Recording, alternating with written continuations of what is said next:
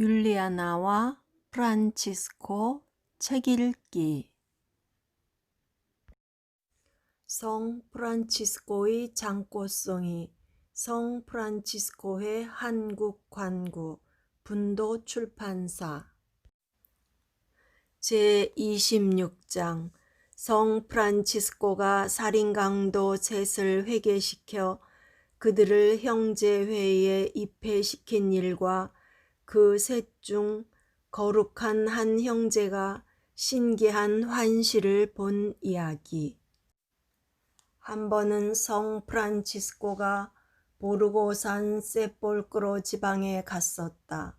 몬테 까살레라는 한 마을에 들르니 신분이 높고 품위 있는 한 청년이 와서 사부님, 저도 사부님의 형제가 되고 싶습니다 하고 말했다. 그러나 성 프란치스코는 내 아들, 그대는 젊고 연약한 귀족이니 우리들의 비천하고 엄한 생활은 견디기 어려울 것입니다 하였다. 그래도 그는 사부님, 사부님의 형제들도 나와 같은 인간이 아닙니까? 그렇다면 형제들이 그런 것을 견뎌내는 것과 같이 저도 그리스도의 은총으로 견딜 수 있을 것입니다 라고 재차 간청하였다. 성 프란치스코는 이 대답이 무척 마음에 들어 그 자리에서 그를 강복하고 입회시키며 안젤로 형제라는 이름을 붙여주었다. 이 청년은 덕행이 뛰어나서 성인은 그를 얼마 후에 몬테 까살레의 수도원장으로 임명했다. 그 무렵 몬테 까살레 지방에 두루 다니며 많은 범죄를 저지르는 소문난 3인조 강도가 있었다. 하루는 그들이 형제들의 수도원에 와서 원장인 안젤로 형제에게 음식을 달라고 했다. 수도원장은 그들을 엄하게 꾸짖었다. 이 강도들, 포악한 살인자들 같으니 너희는 다른 이들이 애써 벌어놓은 것을 빼앗고도 부끄러워하지 않을 뿐 아니라 이번에는 뻔뻔스럽고 염치 없게도 하느님의 종들에게 보내온 애국물까지 삼켜버리려는 거냐? 그렇다면 너희들은 땅 위에 얹혀 살 가치도 없다. 너희들은 인간을 존중하지도 않고 또 너희들을 지어내신 하느님도 공경하지 않는다. 썩 물러가 너희 일이나 하라. 그리고 다시는 여기에 얼굴도 내밀지 말라. 강도들은 분노가 머리끝까지 치밀어 사라졌다. 바로 그때 성 프란치스코는 동료 한 명과 함께 구걸해온 빵 한 자루와 조그만 포도주 한 병을 메고 돌아왔다. 수도원장인 안젤로 형제가 그 강도들을 내쫓은 이야기를 아뢰었더니 성 프란치스코는 호되게 그를 꾸짖으며 이렇게 말했다. 형제는 너무 냉정한 짓을 했습니다. 죄인들을 엄책하는 것보다는 부드럽게 대하는 것이 오히려 하느님께 돌아오게 하기가 더 쉽지 않습니까? 우리의 스승 예수 그리스도께서도 의사는 건강한 사람에게 필요하지 않고 병자에게 필요하며 선한 사람을 불러 회개시키러 온 것이 아니고 죄인들을 불러 회개시키러 왔다고 말씀하시지 않았습니까? 우리는 바로 그리스도의 이 복음 말씀을 지키겠다고 약속했습니다. 그래서 주께서는 자주 죄인들과 함께 식사를 하신 것입니다. 그러므로 형제는 애덕과 그리스도의 성스러운 복음을 거슬러 행동했습니다. 거룩한 순명의 이름으로 명하니 즉시 내가 구걸해온 이 빵 주머니와 포도주 병을 가지고 산을 넘고 넘어 어디든지 그들을 만날 때까지 빨리 쫓아가서 내 이름으로 이 빵과 포도주를 그들에게 전부 주십시오.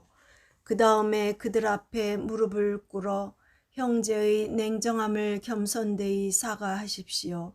그 사람들한테 이제는 나쁜 일을 하지 말고 하느님을 두려워하며 이웃사람을 괴롭히지 말도록 내 이름으로 부탁하십시오. 만약 그들이 그러겠다면 나는 그들의 육신상의 염려를 해주고 언제든지 먹을 것을 약속하겠습니다.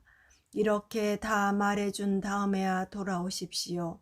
수도원장이 성인의 명을 실행하기 위해 나간 동안에 성인은 하느님께서 그 강도들의 완악한 마음을 녹이시고 통해로서 회개시켜 주시기를 간구했다.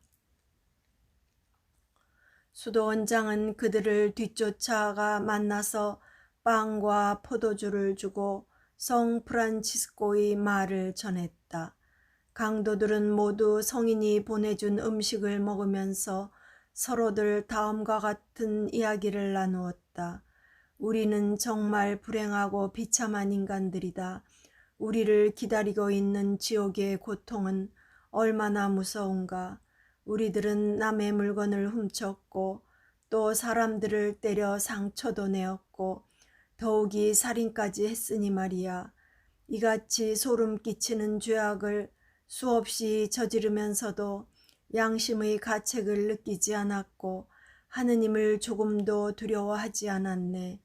그런데 우리에게 오신 이 거룩한 수사님은 우리가 악한 짓을 한다고 올바른 말 몇 마디 한 것 때문에 일부러 우리를 쫓아와서 겸손히 용서를 청하고 빵과 포도주를 가져왔을 뿐만 아니라 거룩한 사부님의 인자하신 약속까지 전해주지 않았나. 정말 이 수사님들은 천국의 영광을 얻을 만한 거룩한 성인들일세. 그러나 우리들은 영원한 멸망의 자식, 마땅히 지옥벌을 받아야 할 놈들이지.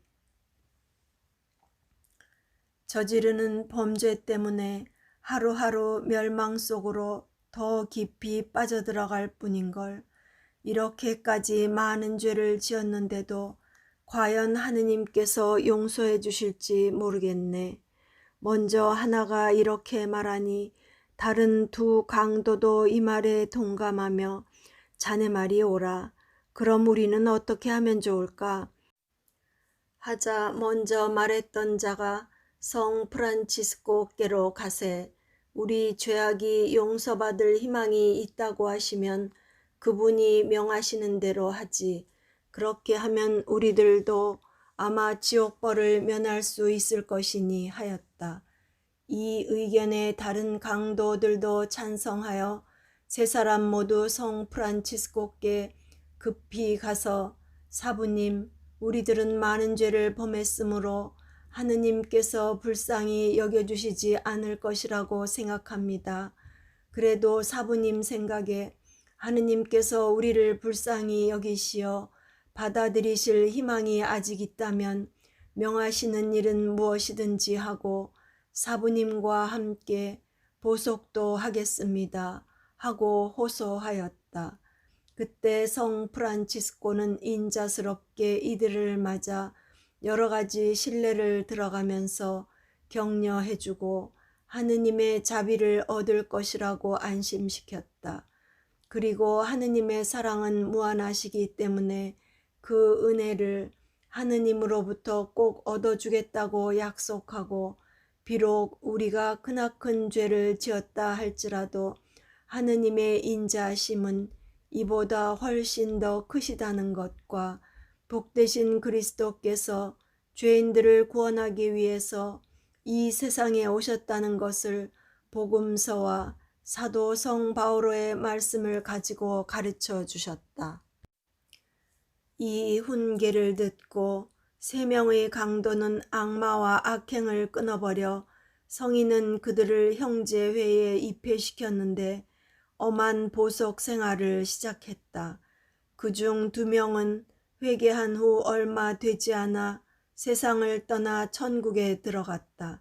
나머지 1명은 자기 죄를 통회하며 15년 동안 보석 생활을 계속했는데 다른 형제들이 지키는 40일간의 사순절 공동 단식제뿐만 아니라 평상시에도 항상 한 주일의 사흘은 빵과 물만을 먹었다. 그리고 늘 맨발로 다니며 단 한 벌의 겉옷만을 몸에 걸치고 밤기도 후에는 결코 다시 잠자리에 드는 일이 없었다. 그러는 동안 성 프란치스코는 이 비참한 세상을 떠나셨다. 이 남은 형제는 여러 해를 그와 같이 계속 보석 생활을 했다. 하루는 밤기도 후 너무나 졸려 아무리 애써도 평상시와 같이 깨어 있을 수 없었다. 마침내 기도조차 할 수 없으므로 방에 가서 자리에 누웠다. 눕자마자 곧 탈원되어 아주 깊은 절벽이 있는 굉장히 높은 산 위로 이끌려갔다. 그 절벽은 여기저기 군데군데 틈이 갈라지고 깎아지른 듯한 바위와 갖가지 날카로운 바위들이 뾰죽뾰죽 솟아나 있어 이 절벽의 광경은 보기만 해도 무시무시했다. 그런데 그를 데리고 간 천사는 벼랑간 그를 절벽 아래로 왈칵 떠밀어 버렸다. 피할 사이도 없던 그 형제는 바람에 흩날리는 낙엽처럼 이 바위에서 저 바위로, 이 모서리에서 저 모서리로 부딪히며 굴러 떨어져 까맣게 내려다 보이는 절벽 밑에 닿자 아주 박살이 나는 것 같았다.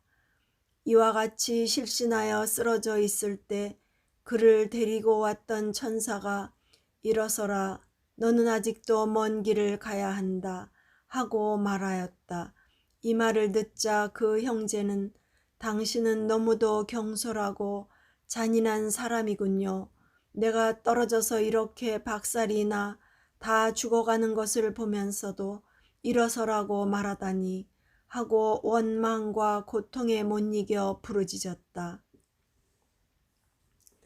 천사는 가까이 가서 그에게 살짝 손을 대니 으스러졌던 그 손발이 완전히 나았다.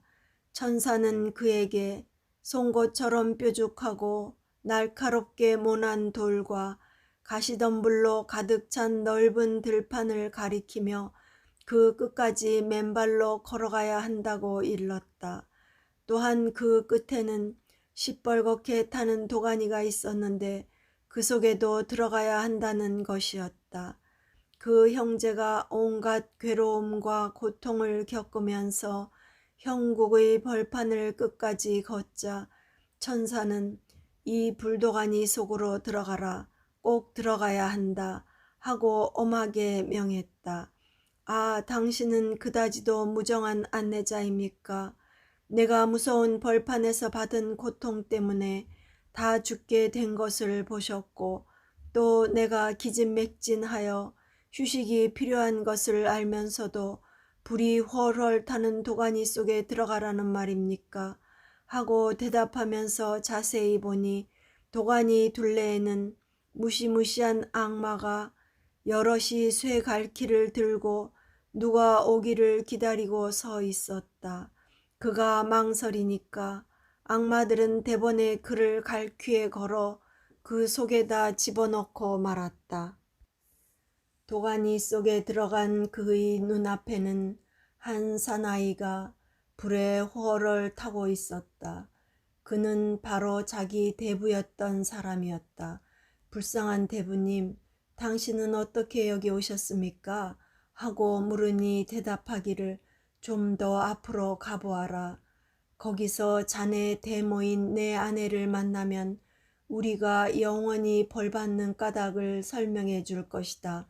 하고 말하므로 앞으로 갔다. 과연 대모가 온몸이 불덩어리가 되어 순전히 불로 된 곡식을 담는 말 안에 갇혀 있었다. 불쌍한 대모님, 어떻게 이런 잔혹한 형벌을 받고 계십니까? 하고 묻자 성 프란치스코께서 예언하셨던 큰 가뭄 때에 나와 남편은 말을 속여서 쌀과 곡식을 팔았기 때문에 그래서 지금 나는 이렇게 말 속에 처박혀 불타야 하는 것이라오 했다.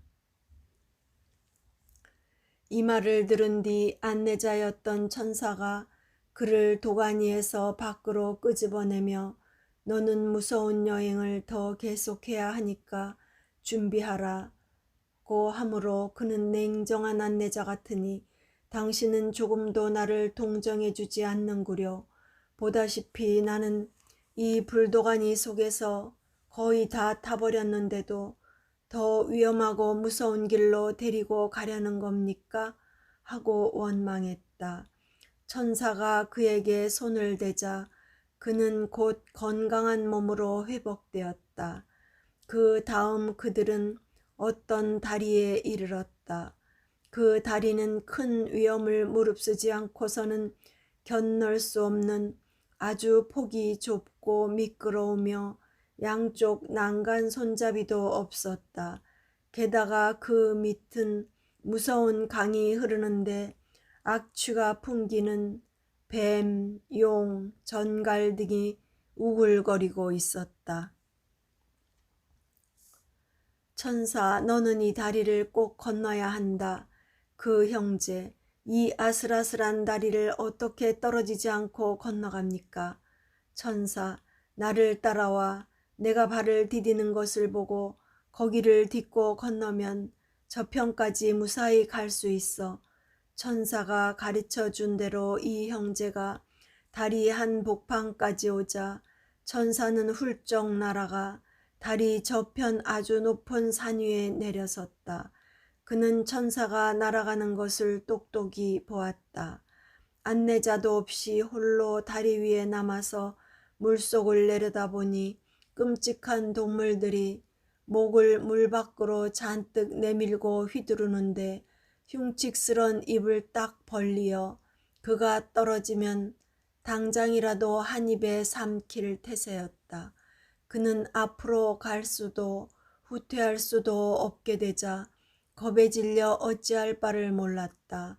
이런 궁지에 빠졌을 때의 유일한 소망은 오직 하느님밖에 없음을 깨닫고 주저앉아 다리를 꼭 부둥켜 안고는 눈물을 흘리며 하느님께 그 지극히 거룩한 인자하심으로 이 어려움에서 건져주시도록 애원하였다. 얼마 동안 열렬히 바치던 기도를 마치자 몸에서 날개가 돋아나는 것 같이 느껴졌다. 그는 뛸 듯이 기뻐 천사가 날아간 건너편까지 자기도 날 수 있기를 바라면서 날개가 크게 다 자라나기를 기다렸다. 그러나 조금 후 그는 다리를 날아오르고 싶은 간절한 소망이 솟구쳐 날아보려고 퍼덕거렸으나 아직 날개가 충분히 나지 않았으므로 다리 위에서 날개깃이 다 빠져버렸다. 그래서 다시금 처음처럼 다리를 부둥켜 안고 하느님께 더 애원하였다. 기도가 끝나자 또 날개가 나오는 것을 느낀 그는 먼저처럼 날개가 완전히 클 때까지 기다리지 못하고 빨리 날려고 하다가 또 다시 다리 위에 떨어졌다. 그는 급히 날려고 서둘렀기 때문에 2번씩이나 떨어진 것을 깨닫고는 혼잣말로 이번에 3번째로 날개가 돋으면 다시는 땅에 떨어지지 않게 날개가 다 크도록 기다리자 하고 마음먹고 있었는데 날개가 3번째 돋아 나오는 것을 보았다. 이때만은 충분히 클 때까지 줄곧 참고 기다렸다. 그에게는 1번, 2번, 3번째까지 날개가 나오는 그 동안에 150년 이상을 기다리는 것 같았다. 마침내 그는 3번째 일어나 온 힘을 다해 날개를 쳐 천사가 날아간 궁전까지 높이 올라갔다. 천사가 있는 궁전 문을 두드리니 문지기가 너는 누군데 여기에 왔느냐 하고 물었다. 저는 작은 형제입니다 하고 대답하니 문지기는 그러면 여기서 기다려라. 너를 아는지 모르는지 성 프란치스코를 이리 모셔와야겠다 하며 성 프란치스코를 찾으러 간 사이 그 형제는 궁전의 아름다운 벽을 둘러보았다. 그 벽은 환히 들여다 보이는 투명체로 너무나 맑아 수많은 성인들의 합창도 그 안의 모든 것도 다 잘 들여다 보였다.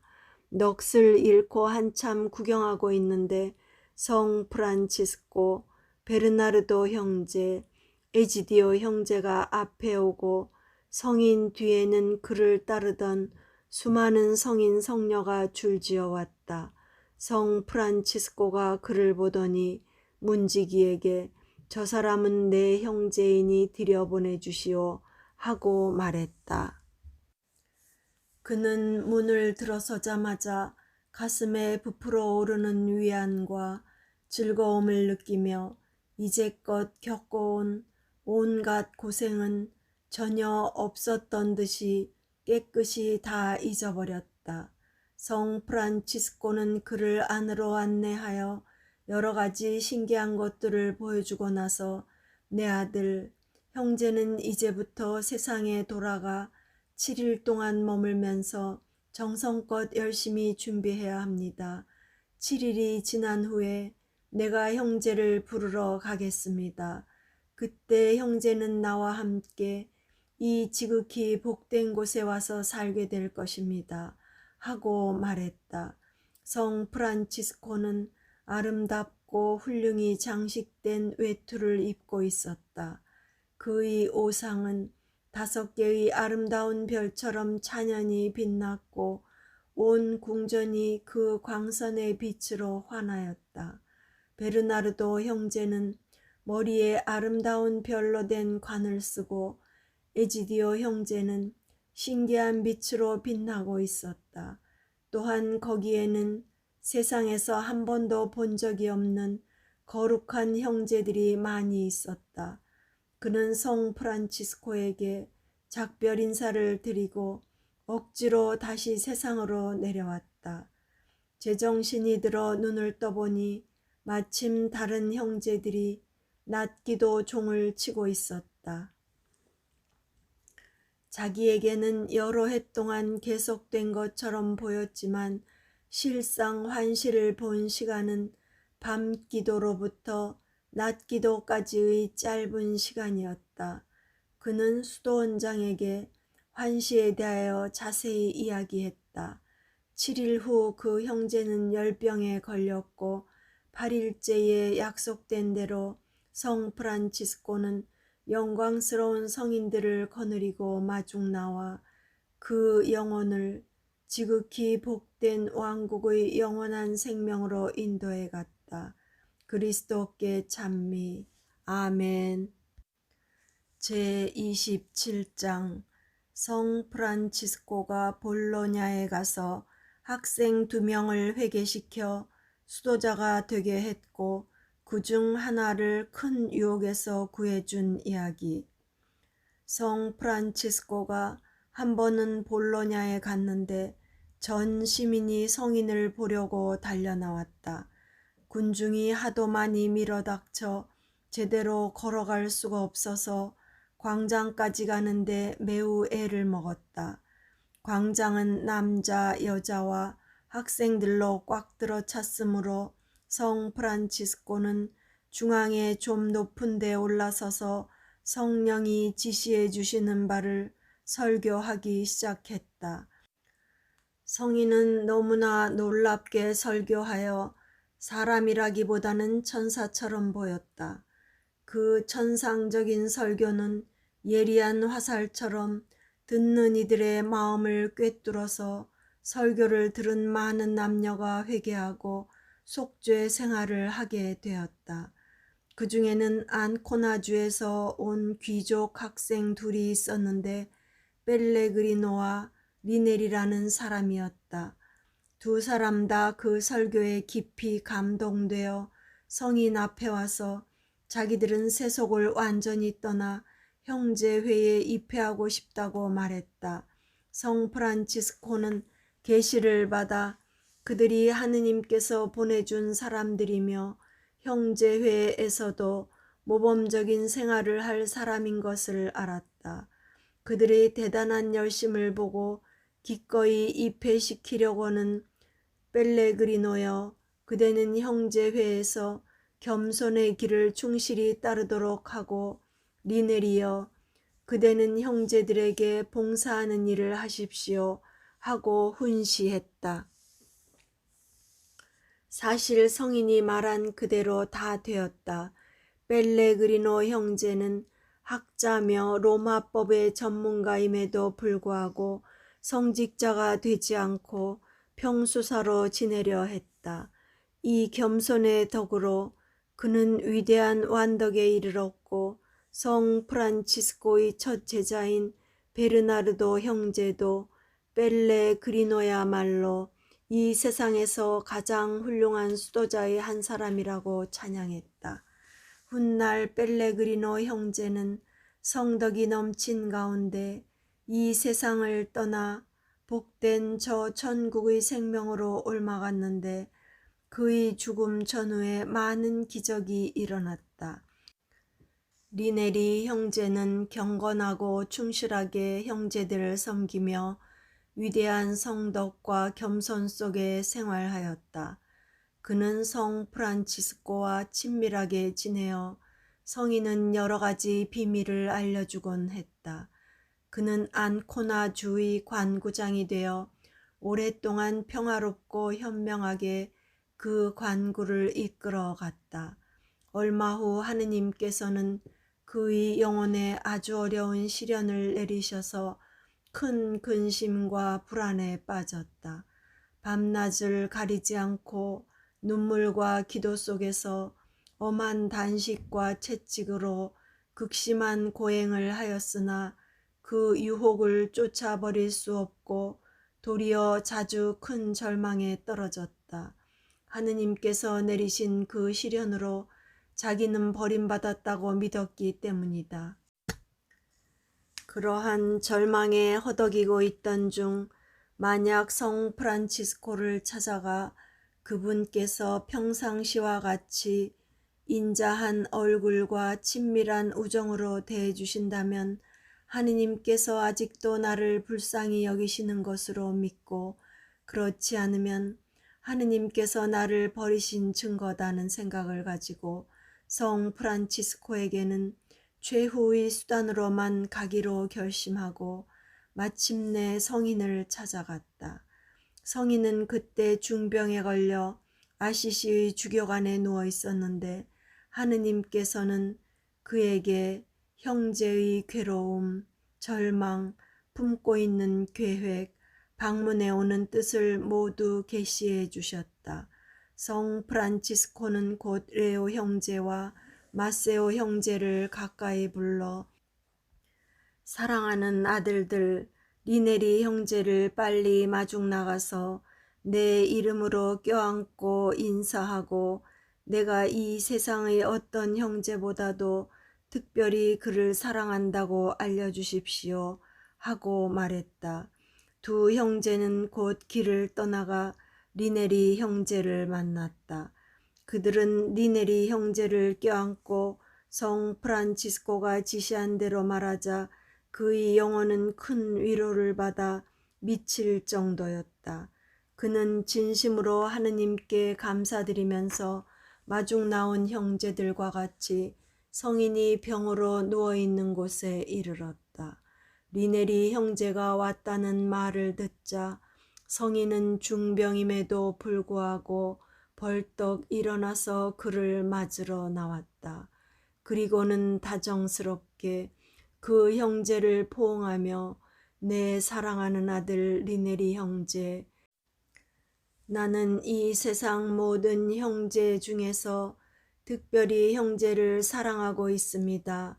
말하고 나서 그 형제의 이마에 십자성어를 긋고 입맞추며 내 아들이여, 하느님께서 이번 시련을 허락하신 것은 형제가 큰 공로를 얻게 하려 함입니다. 만약 형제가 이 공로를 더 이상 원치 않는다면 그 유혹은 사라지고 말 것입니다. 하고 성인이 말하자 유혹은 전에 없었던 것처럼 씻은 듯이 물러갔으며 그는 천상적 위안에 가득 차 있었다. 그리스도께 찬미. 아멘. 좋아요와 구독은 힘이 됩니다.